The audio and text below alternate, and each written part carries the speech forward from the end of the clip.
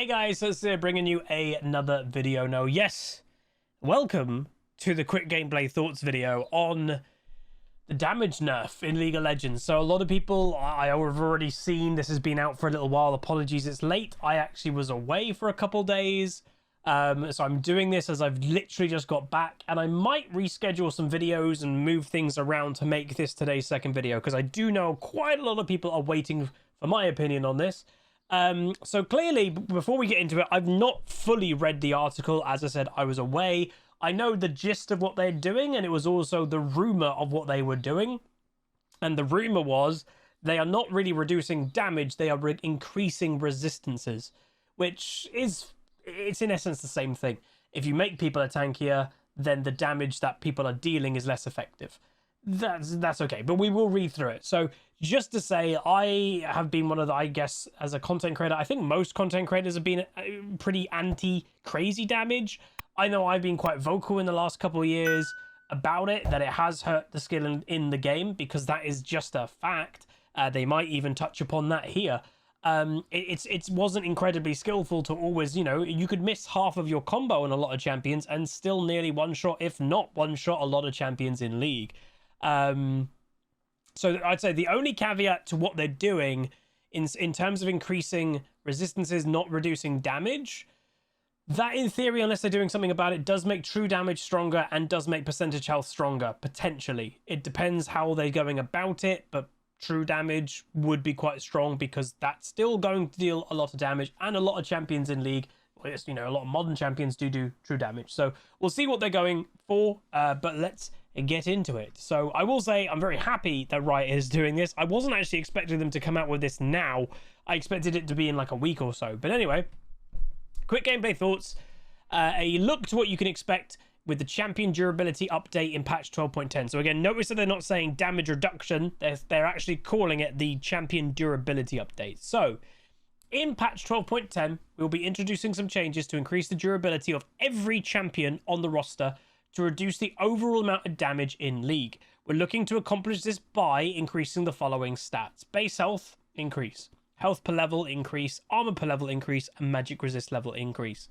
The increase in durability also necessitates some adjustments to the surrounding systems of the wrist to make sure they are correctly tuned relative to the increased durability. These include nerfs to sustain, a buff to Baron, turrets, and mana regeneration. Now, before we dive deeper into what to expect with this update, let's look at how we got here and why we believe higher durability is good for the game. So just to mention, this is one of the promises-ish that Riot Axis made when he took over the gameplay development team, whatever officially the title is, Summoner's Rift dev team. When he took over the job, he kind of introduced himself and said he was launching an investigation in too much healing in the game, sustain, and too much damage in the game. And he said both of them we expect they are too high, and we're going to do something about it. So obviously, they've already done technically a healing nerf. They did that a few patches back, but this might also adjust that, because as always, the more healing, a lot of it, lifesteal, omnivamp, is percentage based. So the more damage you're dealing, the more you're going to actually heal. If you're not dealing as much damage because everyone's armor's higher, magic resist is higher, then you're actually also healing less by percentage of damage that you're dealing. So that is worth knowing. Why more durability? So devs and players agree. I will say not all devs, still by the looks of it and hearing what other devs have to say, but I think most would agree. Devs and players agree. Like players also, there are probably also players out there that love the crazy damage. So again, this is probably a majority devs and players agree. There is currently too much damage in League. While tons of damage can be fun and exciting, we believe that increasing champions' defensive stats will be beneficial for letting players showcase their skill, literally what I've been saying for years, now for like at least over a year, by giving them more opportunities for counterplay and to live out their high moments. Yeah, like everything is more like skill-based and everything matters. You know, as I've said, if you can still one-shot somebody with basically half your combo or not even your ultimate in some assassin cases, it's like, well, what's the counterplay to that? Like, if an assassin does actually use their kit correctly, then yeah, one shot is achievable. But when an assassin, like, again, I play Zed practically from level 3 onwards, if I hit a perfect shadow combo with a follow-up W auto attack ignite, you can basically 100-0 most mid laners from level 3. That's mad. Like, that is ridiculous in modern day League of Legends. You know, if you did that, and I know people always say the glory days of League or season 3 and 4, I'm not thinking that Riot want that to return to season 3 and 4. I'll tell you where I think they're trying to make it return to for a standpoint. But in season 3 or 4, that wouldn't have even done half someone's health. Where I actually think Riot is trying to make this feel like, I actually think they're trying to make it feel like season 5 and 6. Season 5 and 6 actually was quite a healthy time for the game when it came to balance. There were, and like, again, they did change balance. It would be tank meta occasionally, it would be assassin meta occasionally. They would actually change the meta throughout the year. That's kind of what I think they might go back to, because again, this might bring about a tank meta straight away, but it also is subject to change 4 months down the line. If they change it to make it actually, okay, we're going to reduce the durability a little bit, so assassin meta can come back for 3 to 4 months, that's fine. And then after 3 or 4 months, raise the durability again, so assassin meta goes away. To me, that's the fun part of League, when the metas change properly. Like, not just a little bit, like, oh, it's like one-shot meta, but mages, but it was one-shot and meta pure assassins 6 months ago. It's the same vibe. Fundamental differences, a tank meta or an assassin meta, they are fundamental differences, and that's what I think Riot is trying to get back to. But anyway, so before talking about the changes themselves, we want to reassure, sorry about that, I accidentally stopped the recording, but I'll continue. But anyway, before talking about the changes themselves, we want to reassure you that we aren't trying to create a meta where there are no kills by 15 minutes into the game. There are actually quite a few things we like in the current state of League. Some pros of lower survivability include a sizable amount of players enjoy high kill games. It leads to more exciting pro metas, and it rewards good play with kills, which is much more satisfying than just forcing somebody to recall. That said, lower survivability also has downsides which outweigh these positives, which I would agree. Again, it is kind of crazy and also partially fun to one-shot everybody. It's not fun when you get one-shot yourself and there's no counterplay, so that probably is in this too. So, lower survivability leads to game states where squishy carries and supports in particular struggle to have an impact in the game due to being one-shot with low counterplay in too many situations. When you're dying so fast that it's difficult to tell what killed you, game clarity takes a hit, which leads to frustrating experiences. Yeah, several times you could be in a team where I don't actually know what I died to. I died so fast, I actually don't know what happened. That has happened to all of us, and probably quite frequently too. On live, combat can sometimes be overly rewarding when high threat champions only to... Dude, a Riot in my mind. I promise I haven't watched this. I've been saying these points for years. What? When high threat champions only need to use a portion of their kit to secure a kill. So again, that's why I said, if an assassin pulls off their entire combo perfectly, yes, a one-shot, that makes sense. Oh, damn, Zed hit everything on me. Everything. Okay, fine. As an AD carry, I can accept I'm dead. If a Zed at 10 minutes into the game can not even ult me, can miss one of his shadow shurikens and still kill me pretty easily in 100-0, that's the problem. And that is what I think Riot are addressing here. So, this is really exciting for me, by the way. I'm just, yeah, ideally, players should have a play around their champion's key skill test to hit those satisfying combos. They are actually using Zed as the example. Again, I promise you have not read this, but Zed's triple shuriken combo. His shuriken from the champion himself, the shuriken from the shadow W, and the shuriken from the ultimate shadow, his ultimate shadow. Those are the three. So again, if you get ulted by Zed, he also shadows a W, and then the triple shuriken hits you, you can accept the death. You're like, okay, fair enough. Like, that's the point. I would accept that as a squishy champion, especially, or another assassin who is squishy. I'd be like, okay, Zed hit everything, I should die. But that has not been the case in League of Legends. And obviously, this is just using the Zed example. It's true for anything. You can get one shot by a Kiana without her ultimate, or even just her ultimate. You know, very often a Kiana QE, you're dead straight away. Like, well, there you go. A Kali, a QE, you know, maybe not even an ultimate's involved there. You're dead. And obviously, I'm picking on assassins here, but it's not just assassins. I've been playing a lot of Anivia in this season. Pretty good Anivia. You know, it's helping me nearly achieve Master so far. Way too much damage for an Anivia. Like, so one of her biggest strengths of why I actually feel Anivia is strong is because she's not really supposed to have burst. Not really. A lot of people still identify Anivia as a burn champion, not a burst. Yet at level 2 or level 3, I could get someone to 70% health, and at level 2 or 3, if I hit my Q, E, Ignite, auto combo, they're dead. Like, that's crazy. That's without ultimate. I'm not using a full combo. So that is pretty cool. So long term, we think poor skill tests make playing your favorite champions a lot less satisfying. So again, over the course of 6 months, it is less satisfying to be like, I'm not really pulling off crazy things here. I'm just kind of getting kills because it's easy. That's also part of it too. So another issue we've noticed with lower survivability is that it creates abrupt and confusing team fights and skirmishes when champions die so quickly. Shorter team fights are hard to follow, limit the opportunities players have to make smart decisions and showcase their actual skill, and ultimately aren't living up to epic Clash of League fantasy team fights that League should be delivering on. Since team fights are one of the most enjoyable parts of League, we want to create more opportunities for players to engage in those high energy, game-changing 5v5s.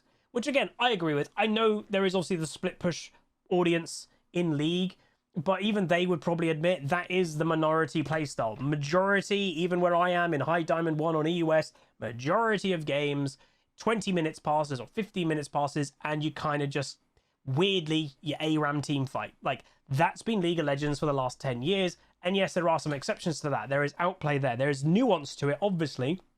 There are dedicated split push players, but the vast majority of games, the vast majority of solo queue, ranked, normal games, etc., are about team fighting. That is just it. So they want to make that experience better because that has been lacking. You know, how many of you, you know, just think in the last year and a half, 2 years, really, team fights are fast. Like, boom, it's over. Like, the team fight starts within a few seconds, it's all over. One team is aced and one team has got maybe 2 people alive. You're like, I don't even know what happened. Everyone's dead. That is the common team fight now. They want to slow that down so you actually can make, weirdly, decisions in the team fight. Where team fights, I would say, as a good explanation of it, has been purely reactionary in the last year and a half. Purely. There has been no decision making in team fights. It's purely been reactionary because of how much damage there is. Now, they are still going to be reactionary. It's a team fight, but there will be decision making within it too, because the damage is lower, thus giving you more time to actually start making decisions. That's the point, which is good. So patch 12.10, what to expect. So again, just to remind people, we are currently on 12.8. 12.9 is to come. It's the patch after that. So we are still 3 weeks away from this hitting live if the patch is next week, and then this one is 2 weeks after that, if that is the schedule. So we still think League is at its best with fast-paced, high-intensity combat, but now that it's gone too far, which I will say, Riot didn't... I mean, they intended to make the damage higher, clearly, that's what they wanted, but I don't think they actually intended to make it as high as it got. I will say that, as like a little defense to Riot. I think damage creep, you know, and everything, it just creeps up over time. When a game's getting older, when you're implementing new champions, you're updating it constantly, there's new items, all these new systems, the damage creeps up. It happens in World of Warcraft, you know? Every few years when the tanks have got 1 million health each, what do World of Warcraft do? They do a cull. They change the numbers. You know, instead of a tank having 1 million health, oh, your tank now has 50,000 health. Every few years, the numbers keep going higher and higher, and then they cut it and then restart. That's kind of what this is. It's just League crept up a bit too much, and now they're doing a reset, if that's maybe another way to think of it. So,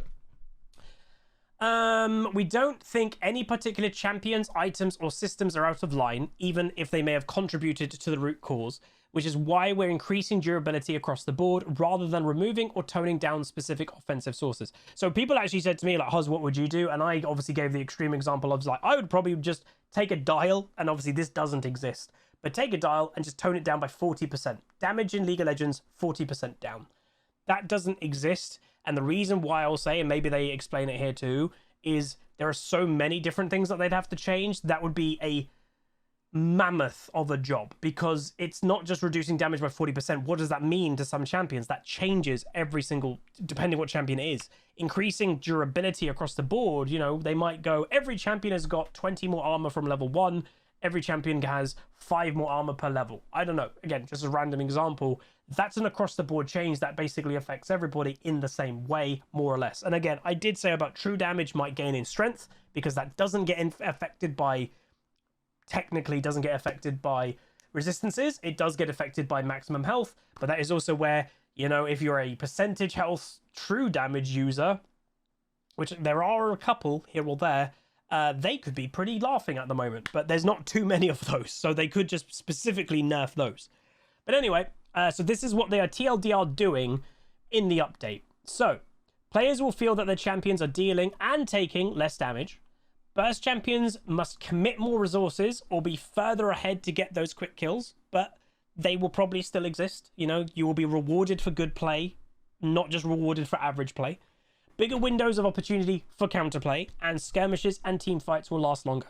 To me, this is music to my ears. This is all I've ever wanted. This is skill back in League of Legends. That's what it is. This bigger windows for counterplay. Like, counterplay is such a big part of League, and it's not been around for so long because you're like, I'm dead. Never mind. I couldn't counterplay that. I'm just dead. You know, that's the thing. Now you will be able to, potentially. All right, so here we go. Champion durability isn't the only thing we'll be adjusting. Increasing overall durability has a lot of knock-on effects. Notably, sustain becomes more powerful in preventing champions from reaching burst thresholds. So, we are reducing sustain across the board. Wow, so they've already done a healing nerf, and now they're hitting sustain even harder. Good. Other side effects we're looking at include map elements, so Baron and turrets doing less damage. Oh, okay.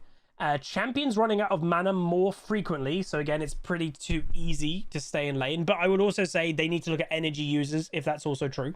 Because if you're hitting mana a little bit, or none even, you know, think of Vladimir. That dude doesn't have energy, doesn't have mana, he's got health. And if you're giving everybody more sustain, more health, that's just a buff to Vladimir. Yes, it's less sustain technically, but it's a buff to Vlad. So they might have to look again at specific champions they might have to have a little look at. Champions running, scaling champions staying alive more often to reach their win conditions. And we've proactively adjusted some of the more well-known variables, okay, here we go, over the past few patches, and will continue to do so post-launch as they emerge. So they probably will be pretty quick on these, I'd imagine. They'll be like quick patches, boom, that's a broken, because it's always going to happen. We've spoken it many times of Riot is only so many people. They can't test for everything, and when this comes out in 12.10, within half an hour, even less, 10 minutes, there's more testing going on than Riot could do in 100 years because of how big the player base is. So there will be things that are like, oh my god, that's mad strong, that Riot will probably have to address pretty quick. One subset of champions that will certainly be affected are burst damage dealers, which I will say, again, we literally, and please don't take this bad if you're a pure assassin player, I also play assassins. They're part of my champion pool. Zed is in my champion pool. We've literally had burst champions now for over a year and a half. It's okay if they are weaker. Like, that's the point. League of Legends from years ago used to go through waves. Oh, tanks are strong right now. Oh, they're not good at the moment. Assassins are good right now. Oh, they're not good at the moment. To me, that's kind of normal, you know? And the fact that we've had burst champions really strong for a year and a half, yes, maybe it's their time to not be good for a while. That's okay. It makes the game feel fresh. It makes the game feel different. And that's why League, to me, was surviving for over 10 years. And that's why, like, a lot of people who I talk to in my community, a lot of people have stopped playing in the last year and a half, 2 years, because they've been annoyed. So to me, that's okay if they're not as strong. I'm perfectly fine with that. So we believe that champions should still be able to burst kill, or still be able to be burst killed, especially when out of position or playing poorly. Agree. I agree to that. If someone makes a mistake, a proper mistake, they should get punished for that. That's a big part of high rating in League of Legends. What was the problem was people that weren't making positional mistakes were still getting one shot. Again, even by not someone's full kit. They're addressing that. That's the point. But if an assassin spots an AD carry out of position, does a really good combo, bam, they're dead. That is okay. I think most people would be like, yeah, that makes sense. An AD carry out of position and an assassin pulling off a combo really well. Dead. Makes sense. Thumbs up. Good. High burst champions doing reasonably well should still be able to 100-0 squishy champions with their full kit, literally what I just said, if they succeeded in passing their core skill test. If these champions are extremely ahead, multiple levels or thousands of gold ahead, then we think it is reasonable for them to kill a champion with only part of their kit. Fair. only because they have passed their core skill test many times before they got to the point. That's the point. To get to that point of being levels ahead, thousands gold ahead, they had to fight on even ground for a while to get to that point of being extremely fed. That is also okay. A 15-0 Zed one-shotting a 1-6 Misfortune with just a little bit of his combo, that also makes sense. What doesn't make sense, like what's been happening in the last bit of League, again, I'm sorry if I'm picking on Zed here. Again, he's part of my champion pool. I like Zed. Don't think I'm picking on him specifically.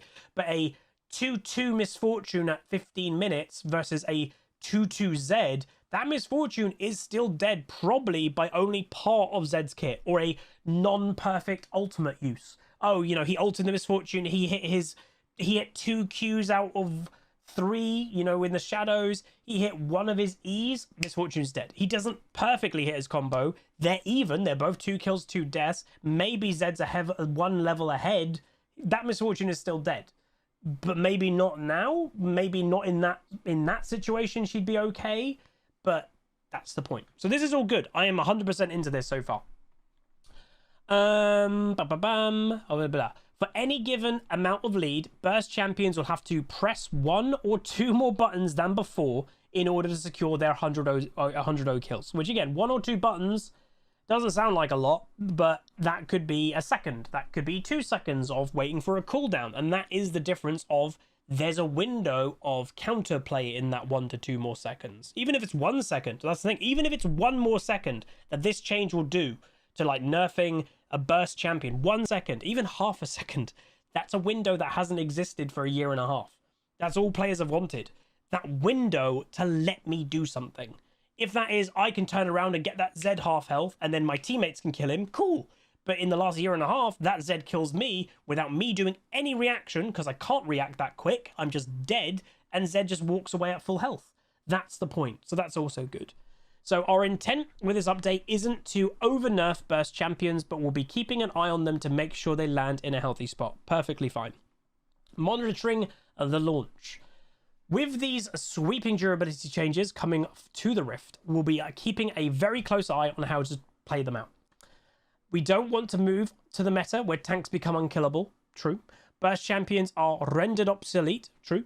And where pro play becomes a snooze fest. So we'll be monitoring role and champion balance extra carefully over the next few weeks. Our goal is to hit a sweet spot where all classes are viable. Tactical combat has a good pacing, allowing for moments of skill expression, and the balance of snowballing and scaling are in healthy states, which they've not been for a while. We're excited to launch these changes in patch 12.10 and looking forward to see them come to life. Thanks for continuing to play the game with us and raising your concerns. Looking forward to seeing you on the Rift. And that is all from mainly the Summoners Rift team. So this is what I will say. This is evidence that if you talk about a subject for a while and you keep talking about it, they will listen, you know. And I've been speaking about this topic passionately for the last year and a half. A lot of you have too. Riot don't ignore that. Riot aren't, you know, they've been aware of it the whole time. Like as you guys are very much aware, I have been in dev meetings of Riot and I've raised about the damage concerns. They have been aware that players have been kind of talking about it. You know, they're not ignorant. And again, if any of the devs do play the game, they also know the damage has been crazy high. You know, you can't hide away from that. Let's be honest. If you play the game, it's very, very, very obvious. So this to me is absolutely fantastic. This is all that I've wanted, is bring back a bit of skill expression, because I've played the game since season 1. I've been here for every meta basically that's existed since I've obviously played the game, and it's been a bit of a draining meta for me. You know, I like my high burst champions, don't get me wrong, I really do, but it's just been too samey for the last year and a half, when like champion identity has basically faded because every champion became a burst champion because it had to. Even Riot has changed champions that were being launched because it's like, oh, you know, Vex is an artillery mage, or artillery's not very good anymore. I'll tell you what, let's turn her into a burst mage. That's even affected things like that, you know, because Riot knew an artillery mage wasn't great. You know, even artillery mages to this day are kind of burst. Xerath you kind of play as a burst mage nowadays, not really artillery. Maybe with this, he'll go back to being artillery, which is good. You know, that's the thing. Champions should have differences. Not everything should feel the same with burst. Obviously, it goes without saying, like they've said, they are going to have to keep on top of it. I've always said, to me, League of Legends, and it's a controversial take, I know, but League of Legends is at its most skillful in tank meta, but also when tanks aren't doing crazy damage. If an Ornn can basically not die, but then also turn around and nearly one-shot somebody or an AD carry, yeah, that's clearly a problem. Pure tanks shouldn't do damage. Like that's quite clear. So if they get it right, this could be literally god tier for League of Legends. Like I'm really tired at the moment, so if I'm not actually expressing like my excitement, apologies, but I am incredibly excited about this. And I just, again, thank you for the Summoner's Rift team to do it. I don't know if it did need that leadership change, if the previous leader of the team was quite set into, no, damage is crazy high and that's what we want, and it did need that leadership change to Riot Axes for something to happen. I have no idea. But obviously we don't know the inner workings of Riot, but I am so happy. And you know, again, if you are a burst player purely, Riot is trying very hard in this article to be like, don't worry, if you play well, and that's the key, if you play well, you can still do what you've been doing in the last year and a half, but it just needs a bit more skill to it. That's the thing. You need to play well. In the last year and a half, you've been able to play average and just one-shot anybody you want.